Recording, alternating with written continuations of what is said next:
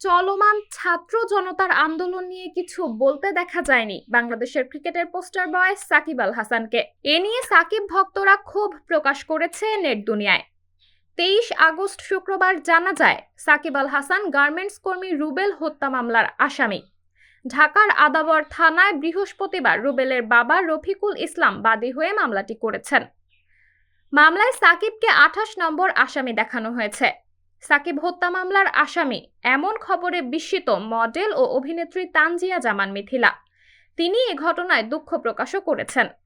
সাকিব মামলার আসামি এমন একটি খবর নিজের ফেসবুকে শেয়ার করে মিথিলা তাৎক্ষণিক প্রতিক্রিয়া জানিয়েছেন।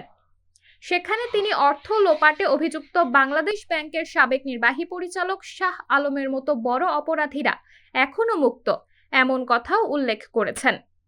মিথিলা লিখেছেন, এ ধরনের অভিযোগের মাধ্যমে তারা বিশ্বাসযোগ্যতা হারাবে এবং অবশ্যই জনগণের কাছে আমাদের ন্যায় বিচারের পদ্ধতি নিয়ে প্রশ্ন তুলবে। এই ধরনের গ্রেপ্তার দিয়ে কি বোঝানো হচ্ছে? শাহ আলমের মতো বড় অপরাধীরা এখনো মুক্ত। সাকিব যাই করুক না কেন সে খুনি নয়। এত বড় অর্জন তার ভুলে যান কি করে? বিশ্বের কাছে বাংলাদেশের প্রতিনিধিত্ব করে চলেছেন তিনি। আমরা যদি আমাদের মেধাবীদের মূল্যায়ন করতে না পারি তবে তা আমাদের জন্য দুঃখজনক। সাকিবের জন্য সত্যিই আমার খারাপ লাগছে। বাংলাদেশি মডেল তানজিয়া মিথিলা বলিউডের একটি সিনেমায় অভিনয় করেছেন। মিস ইউনিভার্স বাংলাদেশ 2020 এর মুকুট জয়ীও তিনি। যুক্তরাষ্ট্রের মিস ইউনিভার্স 2020 প্রতিযোগিতার 69তম আসরে বাংলাদেশের প্রতিনিধিত্ব করেছেন তানজিয়া জামান মিথিলা। সাবরিনা জলিল, সবার কথা।